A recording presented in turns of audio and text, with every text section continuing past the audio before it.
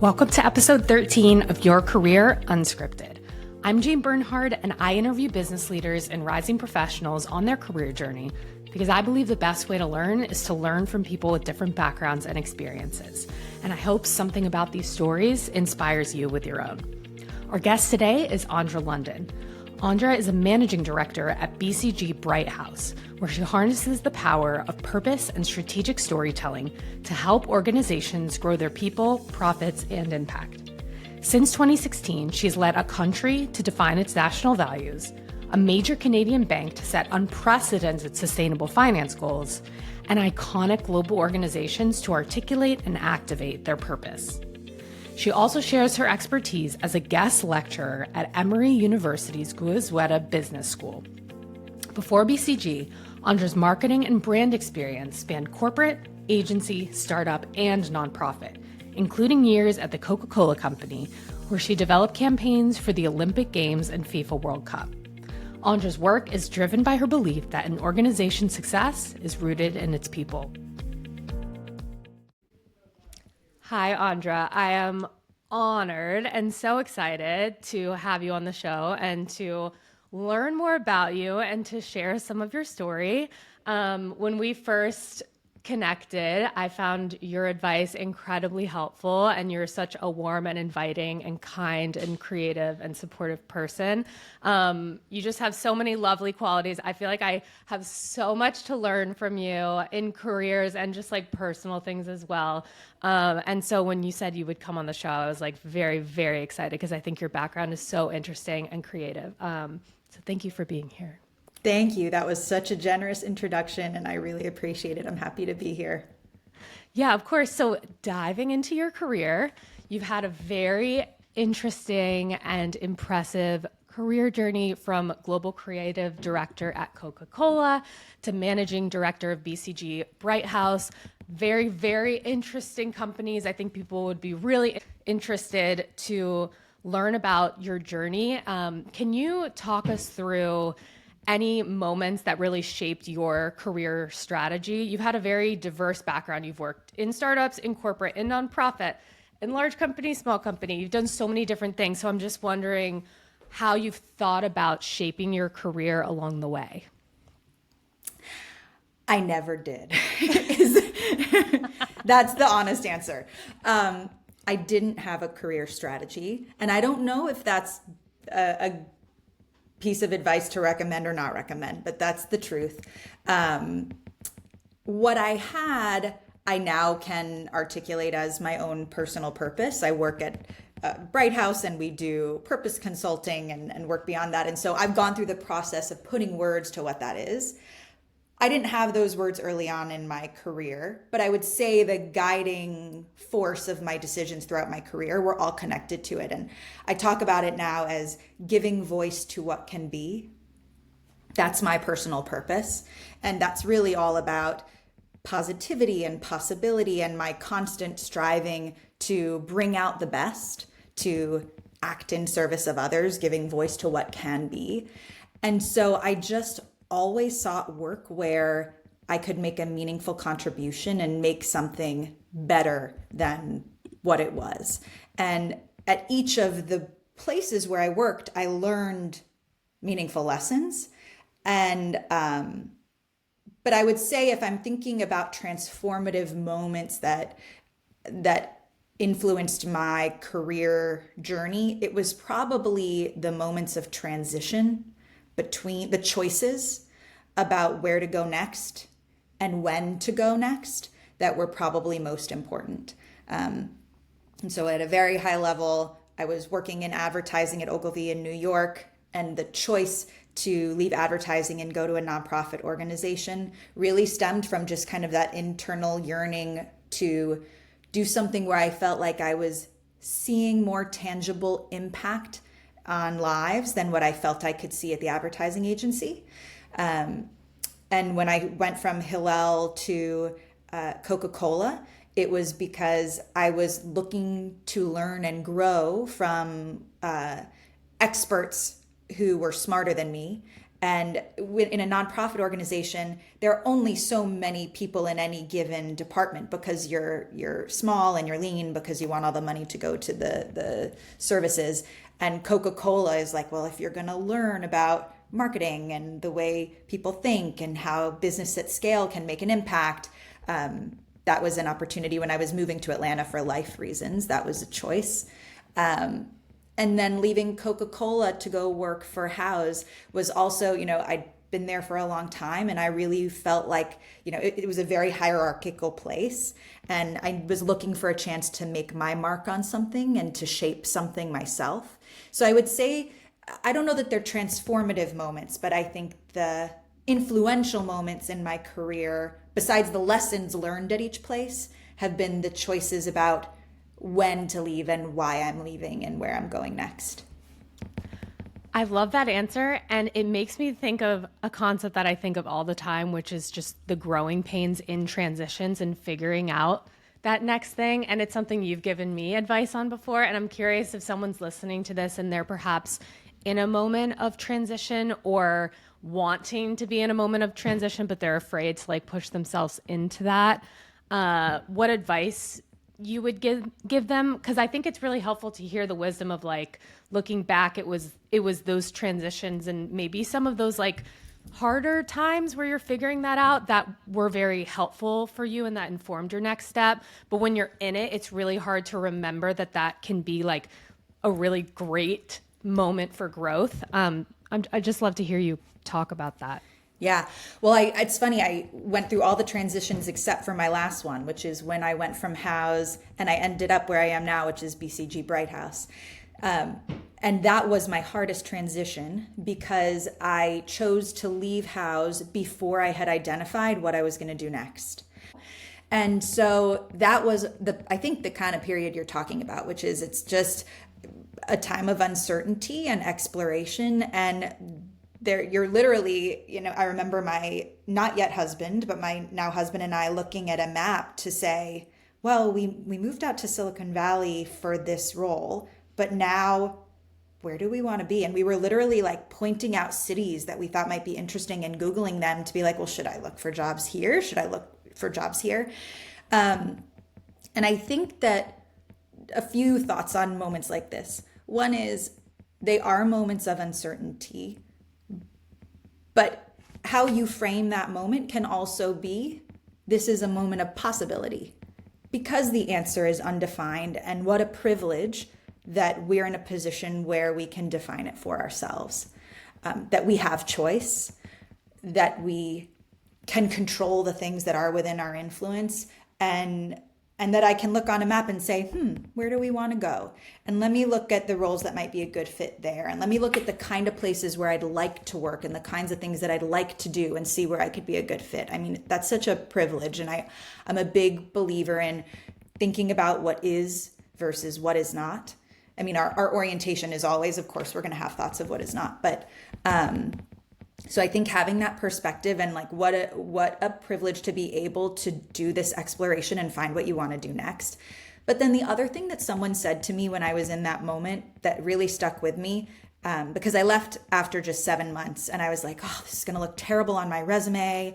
How am I going to talk about this? And someone actually from BCG, when I didn't even realize I was going to end up working here yet, someone said to me, this is just going to be a blip in your career. You're not even going to think twice about how this looks on your resume. It feels really big right now because you're in it, but no one cares as much as you do.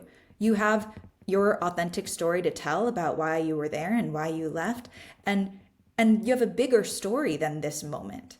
And so think about the bigger story and where you want it to go. And you will look back and this will just be a short chapter in the book. And I remember at the time being yeah, but I'm in the chapter. So it doesn't feel very short. I want to get to the point where I'm looking back on it. But it is true. And so I think the advice I would give is just know you will come out of the chapter and move on to the next one. And it will be through your kind of taking the initiative to decide for yourself what it is that you want and just stay focused on what aligns with your values and your interests and capabilities. I'm so glad you shared that piece of wisdom about the blip in time, because when we first spoke, you told me that, and I've always remembered it. And I actually think about it pretty often when I'm going through something, or like going through growing pains career wise, which I feel like I'm just always going to be going through, and that's fine. But I really think we all think are. of, yeah. And I really, honestly, that resonated with me a lot, because it's very helpful to remember that it's just a chapter. So I want to thank you for that, because genuinely that stuck with me. And then when other people are like asking my advice, when they're like super stressed in school trying to find an internship, and it feels like the most important crazy pressure thing ever, just remembering this is just a chapter. It's not as big as it feels. So I share the wisdom you shared with me often. So I'm glad. Yeah. Well, and it was shared to me by someone else. So I'm glad to be able to pass it on. yeah, of course. And, you know, something I really want to help people understand, and something I also want to understand, is the way different environments feel. You mentioned being in work environments that were more hierarchical. At nonprofits, there's less people. Can you just talk through some of the differences in terms of what it means to work at a larger corporation, and how it feels being at like an agency versus a nonprofit, or like all those different environments, and also when you were in those different environments, how you spent your time, so that if someone's listening to this and they hear about a certain environment, or they hear about the skills that you were building, they can look at that and maybe map their way there too, if they find that inspiring. Sure. Well, I can speak about my own experience in the environments where I worked. I don't know that it would generalize across all agencies or all corporations, or all startups, but I'm happy to share my experience. And when I worked at Ogilvy, I was just out of college.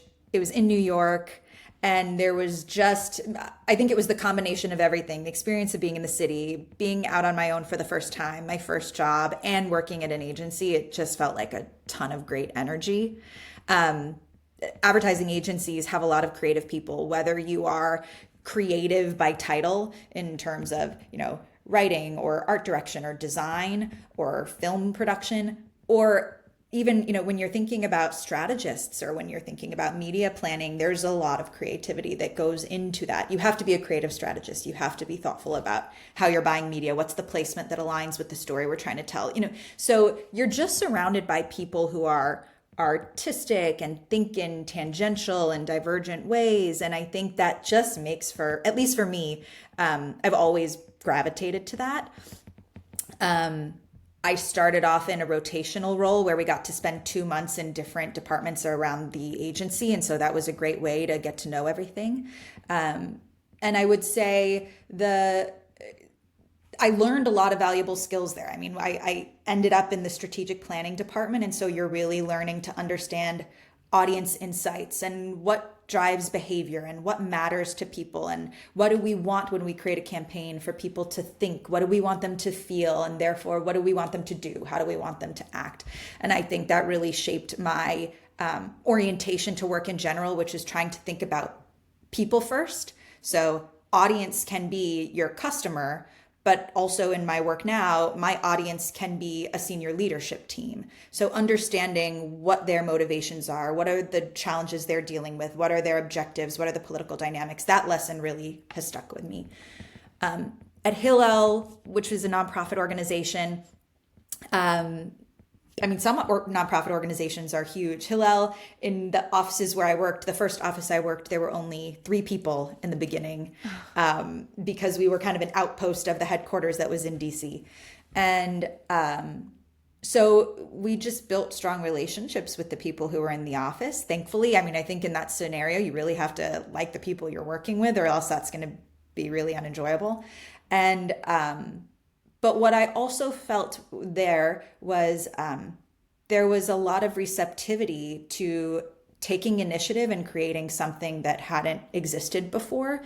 Because if you didn't do it, then who would? And how are we going to get better if not through new ideas? And I really appreciated, both when I was in New York and ultimately when I moved to DC, I felt that working in the nonprofit space, there were certain processes and things, of course, you have to do as a part of business, but it wasn't so structured that there wasn't room for you to bring new thinking on any given day. It was really welcome.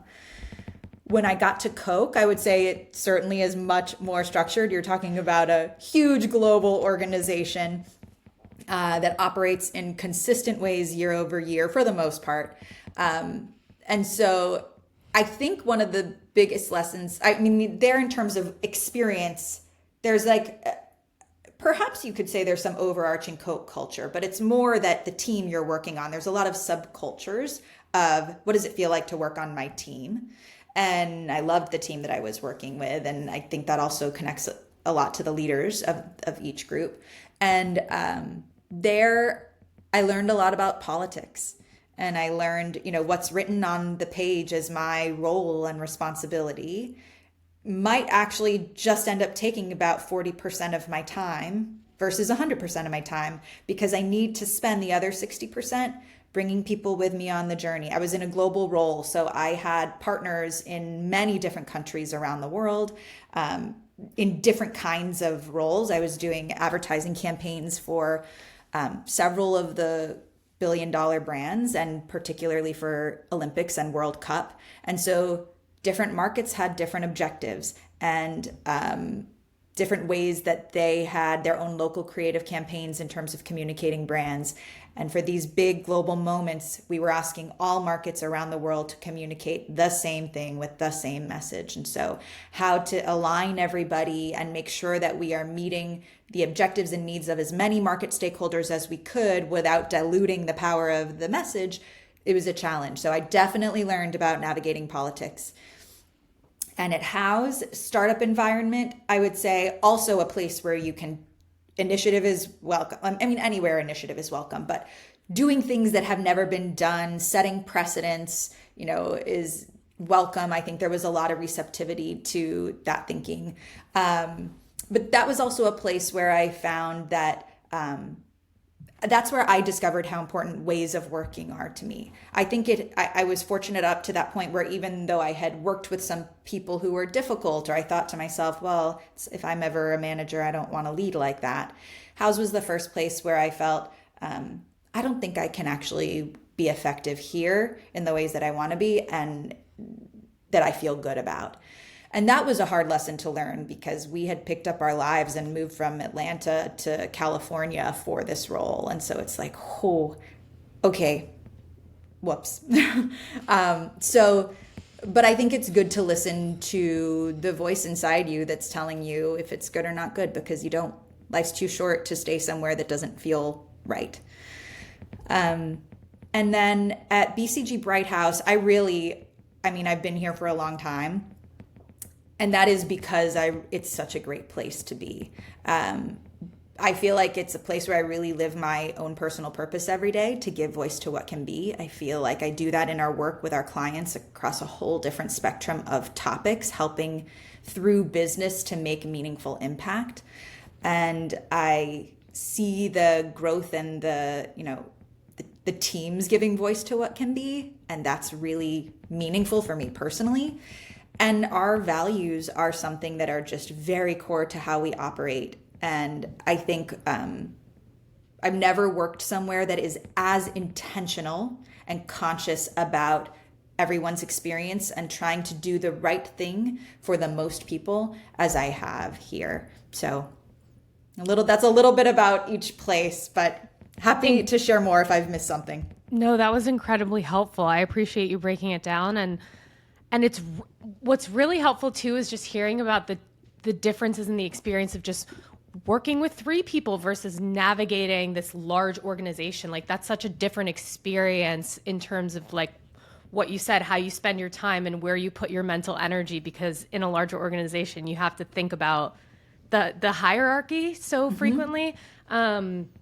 I also really appreciate you sharing about working in a culture that really didn't feel like it resonated with you, because I feel like that's something people don't talk about often enough, but most people will come up against at some point. So I think it's really helpful when people share about that. So thank you for doing that.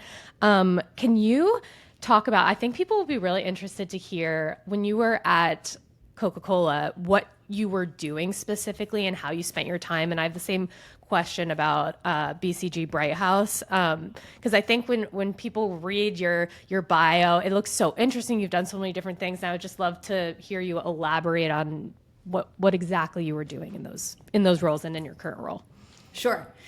At Coke, I ended up at Coke as a global creative director. Before that, I was senior communications manager, and I think just communications manager before that. And I worked in a department originally called Creative Excellence and then called Content Excellence. But the role of that group was that, as I mentioned, there are hundreds of Coca-Cola brands, and Coke is present, the company is present in more markets than, the UN. So all of those markets are very thoughtful and intentional about their localized demand, needs, objectives for their business, and how they're going to be communicating there. And markets and regions drive their own marketing when I was there.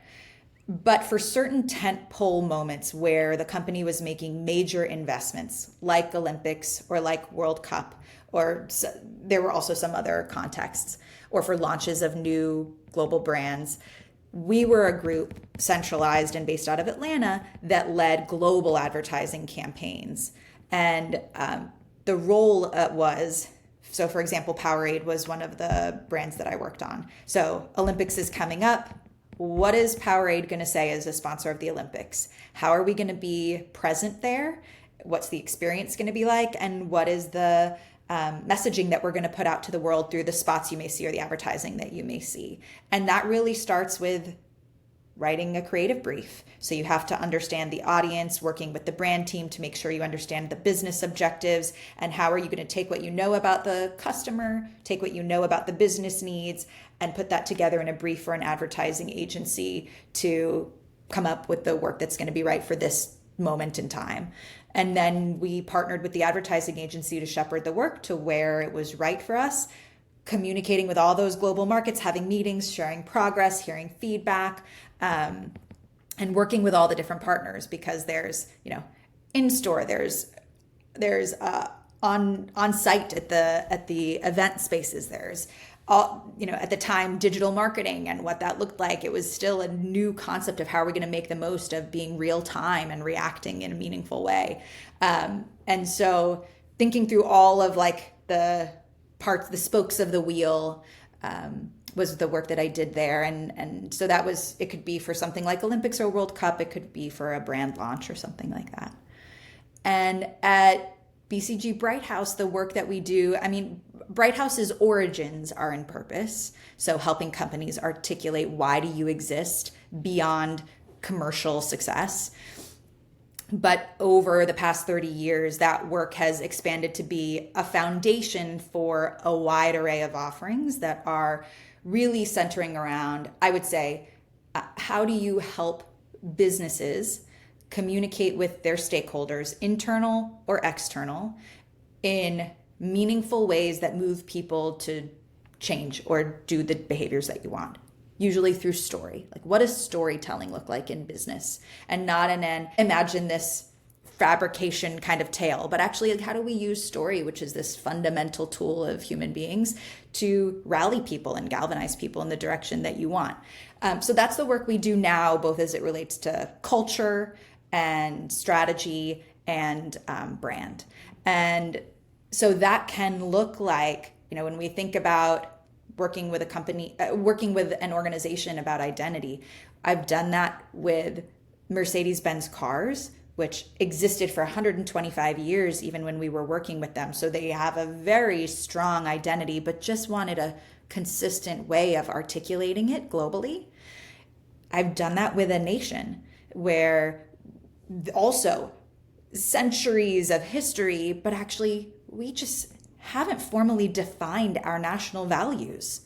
We all think we can all talk about it in ways that are personal to us, but we haven't codified it, and we need help codifying it. So we got to do that.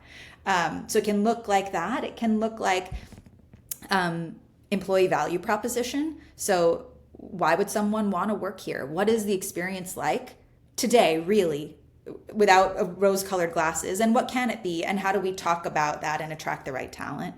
It can be branding and communications. So how do we show up in the world? There's a whole range of the kind of work that we get to do that I would say the through line is purpose-driven storytelling. I love hearing you talk about that because coming from like the storytelling acting space, like hearing about that is like very interesting to see someone who's in the business world be so creative and people first and have that purpose. This is just a question I'm genuinely interested in. How do you kind of reconcile the purpose and the authenticity and the caring about the people and the stories with companies' goals to sell products and drive revenue? It's something that I feel like coming from acting, I'm still trying to like wrap my mind around like the business side, because I feel like in the arts, that's definitely not the first thing people are always thinking about. But in the business world, depending on the organization, that can be like absolutely number one. Nothing else matters. We're just here to like, make money. But then it sounds like at BrightHouse, you're really purpose driven, but then of course you still have to help companies like drive sales. So I'm just curious, how do you like think about those two things at the same time? Yeah. Well, they're not really mutually exclusive. And I think in the early days of BrightHouse, we were really having to try to make a business case and point out the fact that actually purpose is not just a fluffy, make you feel good topic, but it has an impact on performance and commercial success in the marketplace. That was a much harder conversation to have a decade plus ago. But now there's been a ton of research on it. It's much more part of leadership vernacular today than it was then. And there's research that shows actually when employees and leaders feel more meaning in their work, when they feel connected, that their values align with the company's values, when they feel connected to a company's purpose, people are more creative. People are more productive. People are more willing to give discretionary effort. Like, if I'm going to put in an extra 10%, I'm going to do it at a place that I care about what I'm doing it for versus like, I would much rather just go to the gym right now. So the discretionary effort that you see, there's greater retention. So you're not having loss of top talent. You're not having to retrain and kind of have the lag of where you're getting somebody up to speed. Now there's so much research that substantiates when people feel this sense of meaning, there are very significant benefits to the workplace and to the business. So if you want to drive the business outcomes, it's both about putting in place the right strategy, the right actions and plans to do it. But ultimately, you need people to execute those. And so you want the people to feel they believe in what they're doing and they care about it. And so that's how they really work in tandem. I think, yeah, that's incredibly helpful to hear. And I can say firsthand, I feel like when I am aligned with an organization's purpose, I'm way more motivated, especially if you resonate with the people that you're working with. You touched on leadership, which is something I want to ask you about. I'm curious what your leadership journey has been like. You mentioned you'd worked with leaders where you thought, I wouldn't want to lead like that. I'm just curious, how did you develop leadership skills, leadership philosophy? Because now I imagine you're in more of like a decision-making role, but when you first started your career, people are trying to build those skills. So what has your journey been? What advice do you have for people who want to build leadership skills but aren't in those positions? I would love to learn from you about that. In my early years, I was also not managing anyone, just individual contributor. And though I think that's when you begin, but always you look to the leaders around you as models, either for behaviors and ways of working that you want to emulate or that you don't. And so I think my early years were really seeing both, and at everywhere I worked, at Ogilvy, at Hillel, at Coca-Cola, there you see both. And it's not like one leader is all bad and one leader is all good, but there's qualities or actions or ways of delivering that you observe and you think like, oh, I really appreciated that. That meant a lot to me. I want to do that for someone someday. And it just like goes into the back of your mind, and it's not a conscious thing. For me, it wasn't a conscious thing. It was just I want to be like that. And then there are scenarios where you're like, this felt really misaligned for me with how I would ever react, and I don't want to do this. And it doesn't mean that you'll always react in the right ways, but I think early years are seeing what you want to emulate and what you don't want to emulate. And then I have actually found, and this may not be true for everyone, I hope it's not, but like for me, I've learned about myself that sometimes I need permission to grow into what's next. So when I came to BrightHouse, as an example, it was the first time that I formally had a team that I was managing, and as opposed to people who I would partner with as collaborators, and together as a team, we needed to get something done. But BrightHouse was the first place where I was managing people. And I could emulate the style and the things that I felt were important from the leaders. But a moment for me that was really important was, two moments. One moment was a director went out on maternity leave at a kind of a halfway point of a project, and I picked up where she left off. And it was a ton of work, and I was working crazy hours and really trying to keep up with everything and prove myself. And the managing director on the project just casually in passing said to me in the hallway, she's like, you can delegate to your team if you want. The prior director delegated a lot more. And I don't know why someone needed to tell me that, but I hadn't really delegated very much before. And so I was still doing a ton that other people could have been doing. And I also had to shift out of the mindset of, well, if I can do it, why would I ask somebody else to do it? Like that felt to me like I'm shirking responsibility, when I actually had to learn, no, it is your responsibility in the director role to equip everybody with the skills you already have so they can eventually become directors too. They need to do the work. So that was a mindset shift of leadership for me, which is like delegation is not shirking responsibility as long as you're there and you're showing up and you're supporting in the right ways. It's important for you as a leader to be able to focus on the things that you need to be doing, and it's important for the team to be able to grow the skills they need to grow. That was an important moment. Another key moment for me on that journey was when I was working those crazy hours, and the CEO of BrightHouse at the time had come up to me and was like, oh, we have this great new business opportunity. I think you're the right person to help work on the new business proposal. Can I set up some time with you later today to talk about it? And I don't know what the look on my face was, but I think I was really just thinking through my head, okay, in what hours? How would I be able to sleep? Like, when would I do it? Like, I think I was just thinking that. And he said, also, no is a perfectly acceptable answer. It's another permission that I didn't know I needed. And I was like, no, I can't. I just literally don't have enough hours in the day. And he was like, that's all right. I'll catch you on the next one. And that was important also, because as long as you don't abuse it, like say yes when you can say yes, but say no when you need to say no. That was also something I felt was being able to prioritize and set boundaries and hold those boundaries when you need to was a leadership skill I needed to develop. And I am still very much learning as I, shifted from, I spent probably over a decade of my career in some kind of director level role where you're very actively shaping content. And I've only spent a couple years now in a managing director role where you really get way more hands off on content. It's much more about driving the relationships with the client and the business commercially. So that has even now been a huge learning curve for me, and I'm still working on it, which is I'm not the strategy director anymore. It's not my role to input on the content now. And so how do I balance what I really need to kind of pull back on and what I really need to focus on, which is about building trusted relationships with the clients. And the last piece of good advice I'll share in terms of leadership was when I stepped into this role, I was describing to a colleague how I felt that intimidated by being the youngest and a woman in a room with some very senior leaders, and I was there alone to represent BrightHouse. And I was like, oh. And he said, you just need to put on the jacket. You're in the role. Put on the jacket.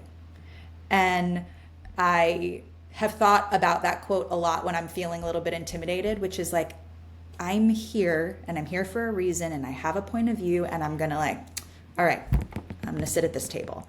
So I think it's still a journey. I think it will always be a journey. But that's a bit of it.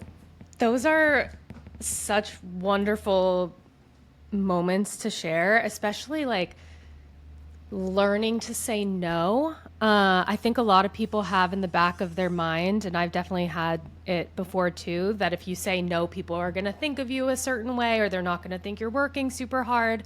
When you first started setting those boundaries, was that hard for you? Like, were you kind of setting the boundary and like feeling this like tension because it was new and doing it anyway? Or do you feel like you just felt like that permission and then you did it and it just made sense? Oh, it was uncomfortable. Yeah. Because I like to say yes. And I don't say no often. And I think that's actually in the end, like if people are going to ultimately develop, if your reputation will become negative over time, it's probably because you're saying no too much and people feel you're not taking on the responsibility or the accountability or the ownership or proactivity that you should be. But if you are delivering the work that's expected of you at a high bar and you are showing up and you are a high performer, and sometimes you need to say no to something, that's respected. And I think like the balance I would advise people on is, don't abuse it. You say it when it's really true, but then don't say it just because you feel you can. But it was hard for me to say it in the beginning because I want to say yes and I want to do what's asked of me, and it was uncomfortable. And I think actually the place where it got easier for me was when I had children, because then maybe because it wasn't about me, it was about them. It was like an external force, and the boundaries became way clearer and more sacred, which is like, well, if I don't stop work at 5:00, I will not be able to have dinner with my kids because they're so young, they eat early. I won't be able to have dinner with my kids, and I won't be able to do bath time and put them to sleep. And that is way more important to me. So I'm going to stop, I'm going to have my family time, and then I will resume. That's a choice I make. I resume. And some people might not want that. Like some people actually may feel more stressed by not having, completed the extra hour or two and finishing whatever they need to finish. But for me, that line became very clear, and I literally blocked it on my calendar. I have a never ending block from 5 to 8 p.m. on my calendar, just in perpetuity. And maybe that will shift as the kids get older. Maybe it'll be like 6 to 9 or something. But I think knowing what your boundaries are makes it easier to protect them. And so I protect them on my calendar, and I protect them by staying true to them, because I think if you let your boundary be permeable, it's a precedent that people will see, and it's too easy to get repeated. So you do have to hold firm to them. I think that's such a beautiful sentiment. And earlier you talked about if someone's feeling intimidated, like putting the jacket on and, you have the role. If someone's listening to this and they're in an intimidating moment, whether they just started school or they're trying to find a job or they just started a job and they're nervous and wondering if they're up for the task, is there any other advice that you would give them when it comes to building that confidence and doing the new thing while it's hard? I would say whatever it is, you're there for a reason. So if you're starting a new school, they accepted you into the program. If you're starting a new internship, you were chosen for that internship. If you're starting a new job, you got the job. And even if none of those things are true, you have arrived where you are because of who you are and what you've done to get there. And so I think having that foundation of knowing I am capable and I am here for a reason and I am valuable and my voice matters should, I hope, give you the confidence to at least take the next step. And I actually think when you take the steps that are uncomfortable, not necessarily the first time, maybe not the second time or even the third, but the more you do it, the more it becomes comfortable. And when you see that it goes well, that's when you build confidence. It's very hard when you haven't done it before for anyone to give you advice to be like, you got to have more conviction or you have to feel more confident in yourself. Like, yeah, sure, that would be great. But that confidence gets built when you take the step. And maybe it doesn't have to be a huge step, but like take the step towards the unknown, take the step towards the new thing. And when you see, actually, that was good, and actually that felt good, or actually I got a good response from it, maybe next time you'll take the step a little faster, or maybe next time you'll take the step a little farther. But it's the act of doing that I think validates that this is good and that builds the confidence. That is such wonderful advice that I'm going to personally take and remember. This has been such a wonderful conversation. I can't tell you how much I appreciate you sharing your wisdom and your story. And I have one final question for you. You've done so much in your career. You've worked in so many different environments. You're very driven by purpose. What is your goal for this next chapter of your career? What do you want to achieve that you haven't achieved yet? My goals are usually more about like self-growth versus like an external milestone of like getting a certain title or being in a certain role. So my goals for this chapter in my career are, well, I kind of already told a little bit about one of them, which is really to pull back more out of my strategy director hat. Like really, I think I've like taken the hat off like this, and I need to like set the hat down. And that's a very conscious effort of, putting down the pen on things, thinking about the ways that I give feedback differently, or just don't. Like, when do you really not need to? That's a muscle that I still need to build. That's this year. And then the other goal for me this year is also to think about, because it's such a different role, my not just my leadership style of teams, but my leadership style and how I interact with my fellow peers. And, what's the brand that I'm creating for myself with my peers and my fellow MDs or MDPs. And so I think those are the two things that I'm conscious of in the next 12 months that I want to work on. That's amazing. And thank you for sharing. Thank you again for being on the show. You're so incredibly helpful, and being able to learn from you is a gift. So I really appreciate the opportunity. Thank you for inviting me. I really appreciated this conversation. I'm grateful to have the opportunity to share. Of course. I hope you enjoyed this week's episode of Your Career Unscripted. If something about this conversation inspired you, I'd love to know. Feel free to message me on LinkedIn at Jane Bernhard if there's a guest you'd want to hear from, or if there's a type of background you'd like to learn from, and I'll do my best to make it happen. If you enjoyed the